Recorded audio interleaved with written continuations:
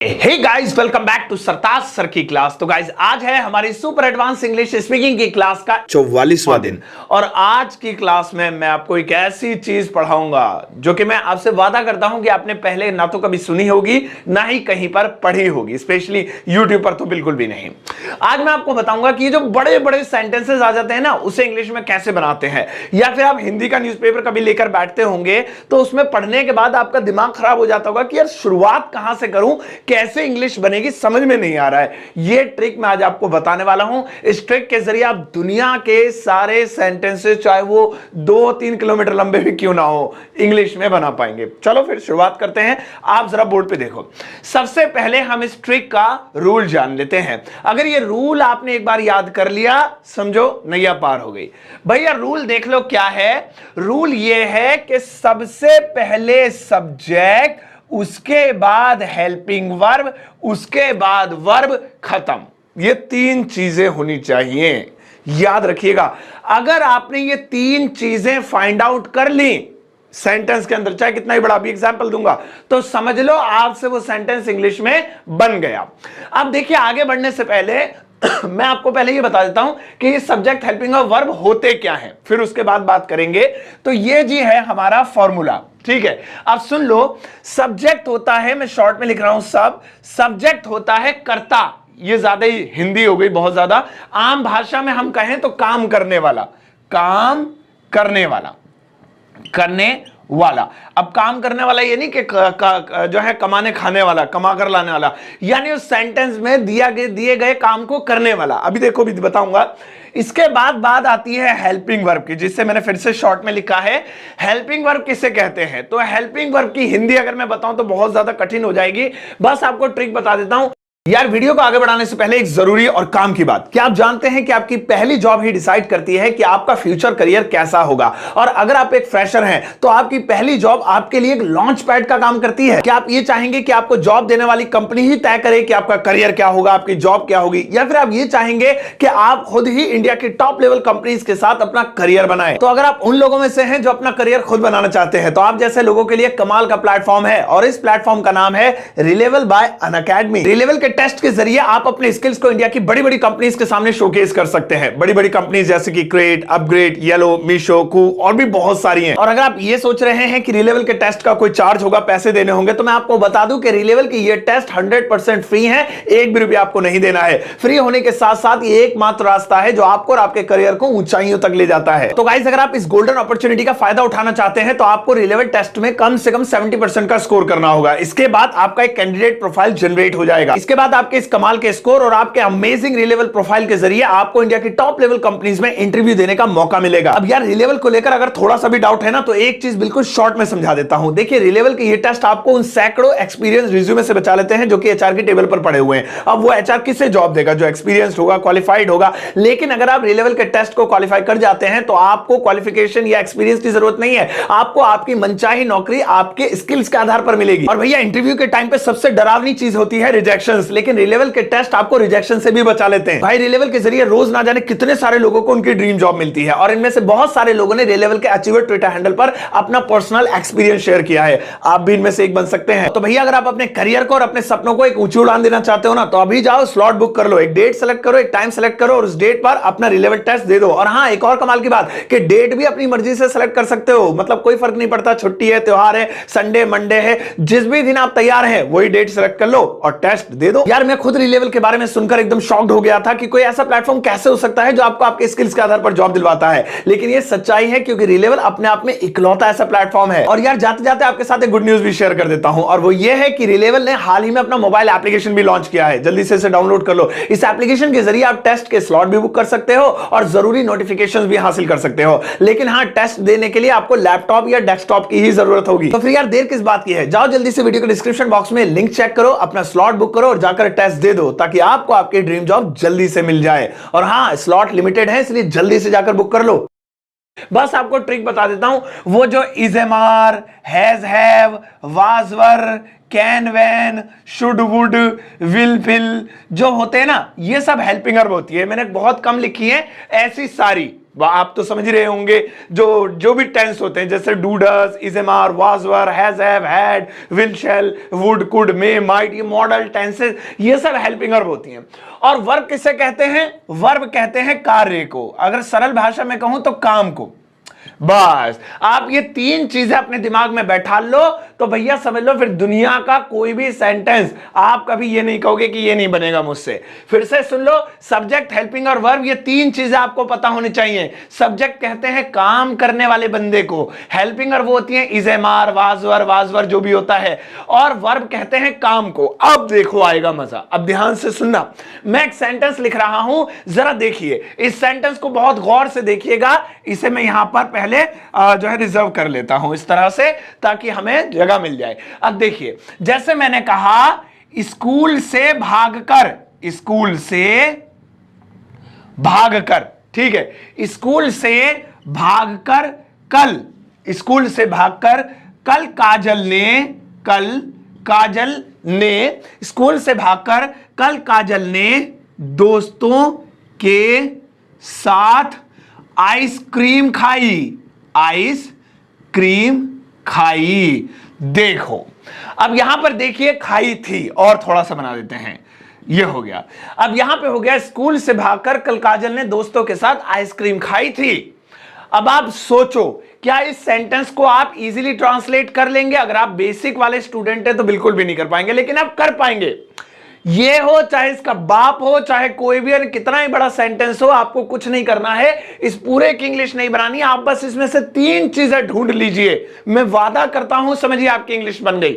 बस तीन चीजें ढूंढ लीजिए, और वो तीन चीजें हैं subject, helping verb, verb. Subject, helping verb, verb, काम करने वाला, हेल्पिंग वर्ब और काम, ये ढूंढ लीजिए बस। चलो ढूंढते हैं, देखते हैं कैसे बनेगा। देखिए सबसे पहले हमें काम करने वाला ढूंढना है, क्योंकि हमें सबसे पहले सब्जेक्ट ही लगाना है रूल के अनुसार। सबसे पहले हमें काम करने वाला ढूंढना है, तो इसमें काम करने वाला कौन है? तो स्कूल से भागकर काजल ने दोस्तों के साथ आइसक्रीम खाई। देखिए काम करने वाला मिले ना मिले, लेकिन मुझे काम जरूर मिल गया, खाई, ये खाने का काम किया। तो चलो जब हम वर्ब पे आएंगे तो काम मिल गया मुझे। चलो खाने का काम हो रहा है ना, ठीक है। तो इस खाने के काम को कौन कर रहा है? क्योंकि जैसे ही हमें काम मिलेगा तो उसको करने वाला भी मिल जाएगा फौरन। क्या स्कूल कोई काम कर रहा है? क्या काजल के दोस्त कोई काम कर रहे हैं? या काजल ही काम कर रही है? काजल ही कर रही है, क्योंकि स्कूल से भागकर काजल ही तो थी जिसने दोस्तों के साथ आइसक्रीम खाने का ये काम किया। तो हमें काम करने वाला मिल गया। पकड़ लो इसे, कहां गई? इधर आ, ये रही काजल। तो यहां पे मैं लिख देता हूं काजल। देखिए कितना आसान बिल्कुल तरीके से बता रहा हूं। काजल लिखने के बाद आप लिखनी है जी हेल्पिंग वर्ब, यानी कि इसमें इजेमार वाला टेंस है, वाजवर वाला है, कैन वाला है, विल वाला है, शुड वाला है, वुड वाला है। और जो टेंस होता है ना, वो हमें अक्सर लास्ट से मिलता है, अक्सर लास्ट में मिलता है। और ऐसा कई बार भी होता है कि कहीं पे बीच में ही मिल जाता है। तो वो आपको पढ़ने से ही पता चल जाएगा, अगर आपको टेंसेस आते होंगे तो। स्कूल से भागकर कल काजल ने दोस्तों के साथ आइसक्रीम खाई थी, ई थी, पास्ट परफेक्ट टेंस है, हैड वाला मिल गया जी, हैड, काजल हैड। अब ये हो गया। अब क्या काम हुआ है? अब आ गई काम की बात। तो मैंने आपको कहा था ना कि आइसक्रीम खाने का काम हुआ है, तो बस यही लिखनी है, आइसक्रीम खाना। आइसक्रीम खाने को ईट आइसक्रीम कहते हैं, लेकिन हेड के साथ थर्ड फॉर्म लगती है, तो इटन द आइसक्रीम या eaten ice cream, eaten an ice cream, ice cream. ये लीजिए, यहां तक मैं लिख लेता हूं। तो काजल हैड इटन एन आइसक्रीम बन गया। बस आपने 99% काम कर लिया। अब जो जो बनाया उसे अंडरलाइन कर लीजिए। जैसे काजल और खाई भी बना लिया, थी भी बना लिया, और आइसक्रीम भी बना लिया। अब जो बचा है, अब ये बचा हुआ पार्ट कहलाता है अदर वर्ड। इसमें कोई टेंस नहीं लगता, कोई कुछ नहीं लगता, एज इट इज, जैसी इंग्लिश है वैसी की वैसी लिख दो। चाहे दोस्तों के साथ पहले लिख दो, चाहे भागकर पहले लिख दो, चाहे स्कूल से पहले लिख दो, चाहे आप बचा क्या, ठीक है नहीं। तो मान लीजिए मैं दोस्तों के साथ पहले लिख देता हूं, बस इंग्लिश बनानी है अब तो, विद फ्रेंड्स। देखिए कोई ढूंढने की जरूरत ही नहीं है। दोस्तों के साथ स्कूल से भागकर, after running from the school, after escaping from the school, अलग अलग वर्ड्स हो गया। तो कुल मिला के पता ये चला कि सेंटेंस की जो जान होती है वो बस इन तीन चीजों में होती है, सब्जेक्ट, हेल्पिंग वर्ब और वर्ब में, और किसी चीज में नहीं होती भैया। ध्यान रखना। तो ये तीन चीजें आपने ढूंढ ली, हो गया। एक और एग्जांपल लेते हैं, जरा ध्यान से देखिएगा, इस एग्जांपल को मेरे साथ साथ बनाने की कोशिश कीजिएगा, ठीक है। तो ये वाला एग्जांपल तो हो गया कंप्लीट। जैसे एक और एग्जांपल लेते हैं, पहले इसे सही कर लूं, ये मिट गया था। जैसे मैंने कहा अमेरिका के दौरे पर, अमेरिका के दौरे पर मोदी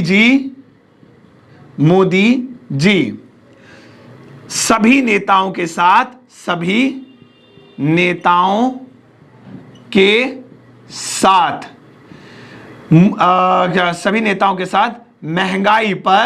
महंगाई पर बात करेंगे। अब देखो कितना बड़ा सेंटेंस है, पढ़ के सुनाता हूं। अमेरिका के दौरे पर मोदी जी सभी नेताओं के साथ महंगाई पर या महंगाई के मुद्दे पर, ये भी लिख देते हैं, महंगाई के मुद्दे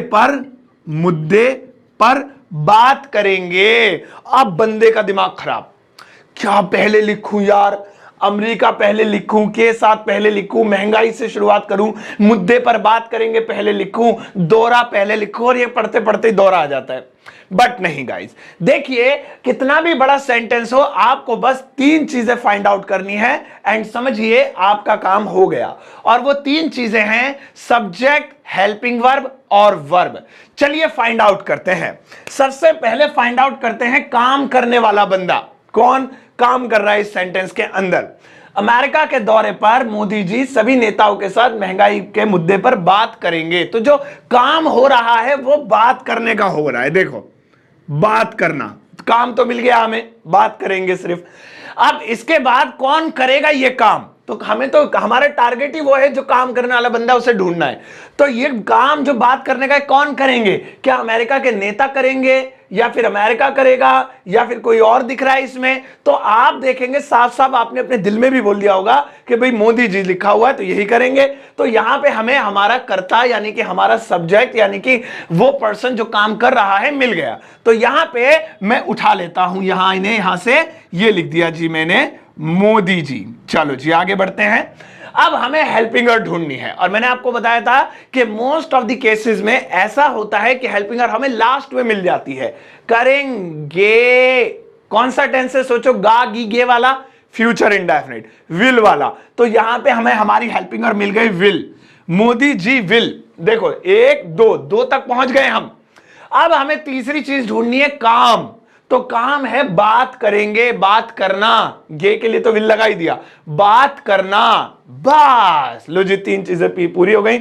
मोदी जी विल टॉक, यहां तक पहुंच गए बस। अब जो आपने लिखा है उसे हटाओ, बात हटाओ, करेंगे हटाओ और मोदी जी को हटाओ। तो अब जो बचा अमेरिका के दौरे पर, अब बस इंग्लिश बनाना रह गया इनकी। अब सिर्फ लगाना नहीं है आपको, on the travel of America, on the visit of America, आप अलग अलग तरीके से बताइए। महंगाई के मुद्दे पर on the topic of price rising.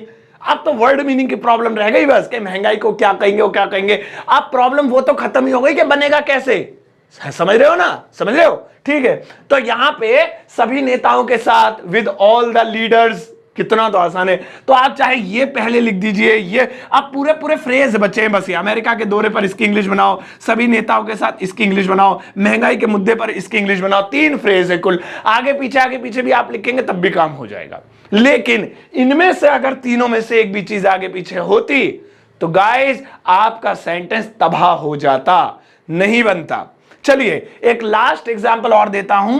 अब इस बार नॉट वाला तो आपको पता ही है कि नॉट में कुछ नहीं होता। अगर किसी सेंटेंस में नॉट होता, जैसे मोदी जी अमेरिका के दौरे पर सभी नेताओं के साथ महंगाई के मुद्दे पर बात नहीं करेंगे, तो बस नॉट को हेल्पिंग करके बात ही लगाना होता है, Modi ji will not talk. लेकिन अगर क्या वाला आ जाए तो तब भी आपको यही तीनों चीजें तलाशनी है, लेकिन अब इनका कॉन्सेप्ट उल्टा हो गया। अब हेल्पिंग वर्ब पहले लिखनी है और सब्जेक्ट बाद में लिखना है, ठीक है। हेल्पिंग वर्ब पहले, सब्जेक्ट बाद में, चीज वही तीन चीजें तलाशनी है। लेकिन क्या वाले में, जिसमें क्या आ रहा हो उसमें आप उल्टा करेंगे। एग्जांपल में देता हूं, जैसे मान लो मुझे कहना है क्या रवि कल दोस्तों के साथ शाम 7 बजे दिल्ली के एक बड़े से मॉल में, एक बड़े मॉल में सुमित के कहने पर खाना खा रहा था। लीजिए, ये सेंटेंस हो गया हमारा। आप देखिए सेंटेंस क्या लग रहा है, तो स्टोरी सी लग रही है, आपको खुद नजर आ रहा होगा कि बड़ा सा लग रहा है, लेकिन अब डरने की जरूरत नहीं है दोस्तों, क्योंकि अब हमारा जो फॉर्मूला है वो यही है कि हमें बस 3 चीजें ढूंढनी है, सब्जेक्ट, हेल्पिंग वर्ब और वर्ब। आइए ढूंढते हैं, पहले उन्हें अंडरलाइन कर लेते हैं, उसके बाद उनकी इंग्लिश बनाते हैं। सबसे पहले इसमें सब्जेक्ट ढूंढो, काम करने वाला बंदा कौन है। तो काम करने वाला बंदा ढूंढना और ज्यादा आसान तब हो जाता है अगर हम काम को ढूंढ लें, क्योंकि उस काम से पता चल जाता है इसको कर कौन रहा है ससुरे को। तो पहले काम ही ढूंढ लेते हैं। क्या रवि कल दोस्तों के साथ शाम 7 बजे दिल्ली के एक बड़े मॉल में सुमित के कहने पर खाना खा रहा था? काम मिल गया, खाना खाना ये काम हो रहा था, है ना। तो यहां खाना खाना मिल गया, एक अंडरलाइन कर लिया। अब इस काम को कौन कर रहा था? क्या सुमित कर रहा था, क्या रवि कर रहा था, क्या रवि के कोई दोस्त कर रहे थे, या कोई और बंदा कर रहा था? खुद दिल से पूछो यार, अपने हाथ रख के। तो आप फिर से पढ़िए, खाना खाने का काम कौन कर रहा था? क्या रवि कल दोस्तों के साथ शाम 7 बजे दिल्ली के एक बड़े से मॉल में या बड़े मॉल में सुमित के कहने पर खाना खा रहा था? तो यहां पे जो बात हो रही, जो काम करने वाला बंदा है वो रवि है। क्या रवि? पकड़ लो इसे, ये हमारा सब्जेक्ट हो गया। अब हमें ढूंढनी है हेल्पिंग वर्ब। तो हमें मेरे most of the cases last में होती है, तो रहा था, मिल गए 1 2 3 मिल गई थी। लेकिन क्योंकि इस बार ये क्या वाला है, तो ऐसी कंडीशन में हमें हेल्पिंग वर्ब पहले लिखनी होगी। पहले हम सब्जेक्ट लिखते थे, तो रहा था वाज वर्ब वाला है, तो वाज पहले लिख देंगे, क्योंकि रवि की बात हो रही है, सिंगुलर है। अगर एक से ज्यादा होते तो वर्ब लिखते। उसके बाद कह रहा है सब्जेक्ट लिखो, तो सब्जेक्ट तो हमारा रवि है, वाज रवि। उसके बाद कह रहा है कि वर्ब लिखो, यानी वो काम लिखो जो हो रहा है, तो खाना खाना, तो वाज के साथ आईएनजी लगती है, मत भूलना टेंस के अकॉर्डिंग। तो टेंस के according I eat the food की जगह ईटिंग द फूड। लो जी, मेरी नजर में ये सेंटेंस बन गया, हो गया। कोई जलता रहे कि नहीं नहीं अभी नहीं बना, अभी नहीं बना, भाई बन गया। जो टीचर अच्छी ग्रामर जानते होंगे वो खुद कहेंगे कि हाँ सरताज सर सही कह रहे हैं कि जो सेंटेंस का स्ट्रक्चर था वो आपने बना लिया, क्योंकि बाकी जो बचा वो अदर वर्ड है, वो स्ट्रक्चर नहीं है। उसे आप हल्का फुल्का आगे पीछे भी कर दे तो कोई दिक्कत नहीं होगी। लेकिन अगर इसमें ईटिंग इधर लगा देते तो दिक्कत थी, रवि लास्ट में लिख देते तो दिक्कत थी, वाज या ना होता तो दिक्कत थी। तो असल ग्रामर तो यही है कि इन तीनों को तुम सही लगा दो तो हो गया काम, बेड़ा पार। यही तो ग्रामर है, ये थोड़ी है ग्रामर, ये तो वर्ड मीनिंग है ससुरी सारी, ये ग्रामर नहीं है। ये है ग्रामर, इसे कहते हैं ग्रामर। ये रूल से चलना। अब इसके लिए कोई रूल नहीं चाहिए। ये तो अब सेंटेंसेस हो गए। कल को यस्टरडे बोलते हैं, दोस्तों के साथ को विद फ्रेंड्स बोलते हैं, शाम को इवनिंग बोलते हैं, 7 बजे को 7 o'clock बोलते हैं, दिल्ली के एक बड़े मॉल में, in a big mall of Delhi, ठीक है। और सुमित के कहने पर, on the saying of Sumit. बस कुछ भी नहीं है, टेंस लगाया कुछ नहीं, वर्ड मीनिंग यही होता है। इस तरीके से आप सेंटेंसेस बना सकते हैं। तो आज की इस क्लास का एक बेसिक कॉन्सेप्ट मैंने आपको समझाने की कोशिश किया। आई होप आपको समझ में आया होगा, लेकिन नहीं आया तो मैं अपनी कमजोरी समझूंगा कि मैं इतना अच्छा टीचर क्यों नहीं हूं कि मैं आपको समझा नहीं पा रहा हूं। तो कभी स्टूडेंट की गलती नहीं होती है, उनका तो काम ही सीखना होता है। ये टीचर की गलती होती है अगर वो उन्हें ना समझा पाए। So I feel myself blamed, मैं अपने आप को सोचूंगा, और अगर आपको आप समझ में आ गया तो मैं अपने आप को प्राउड फील करूंगा बहुत ज्यादा। और मैं आपके लिए हमेशा प्रे करूंगा कि आप बहुत अच्छी उन्नति करें, आपके ज्ञान में, आपके इल्म में बहुत ज्यादा तरक्की हो। चलिए, अभी फिलहाल आपकी स्क्रीन पर ये 3 बड़े बड़े सेंटेंसेस दिखाई दे रहे होंगे। आपको इन तीनों सेंटेंसेस को पूरा नहीं बनाना है, इसकी इंग्लिश नहीं बनानी है। आपको इन तीनों में बस 3 चीजें फाइंड आउट करके दिखानी है, सब्जेक्ट, हेल्पिंग और वर्ब, सब्जेक्ट, हेल्पिंग और वर्ब, सब्जेक्ट, हेल्पिंग और वर्ब। क्या वाला है तो हेल्पिंग और पहले आ जाएगी। इतना कर दो। मैं फिर कह रहा हूं, पूरे की नहीं बनानी है, ये नहीं कि लगे पड़े हो भाई, वो तुम अपनी नोटबुक में बनाओ, क्योंकि आपने अगर वो 3 चीजें सही निकाल ली तो मुझे 100% मेरे दिल को यकीन है कोई आपके सेंटेंस को गलत साबित नहीं कर सकता, सारा सही है। ठीक है, करना कर लोगे, मुझे यकीन है। अपना ध्यान रखिएगा, मिलता हूं अगली क्लास में कुछ नए से टॉपिक के साथ। तब तक के लिए मुझे ऐसे ही फॉलो करते रहिए। चैनल को सब्सक्राइब नहीं किया तो कर लीजिए, मुझे इंस्टाग्राम पे फॉलो कर लीजिएगा। Take care, bye bye.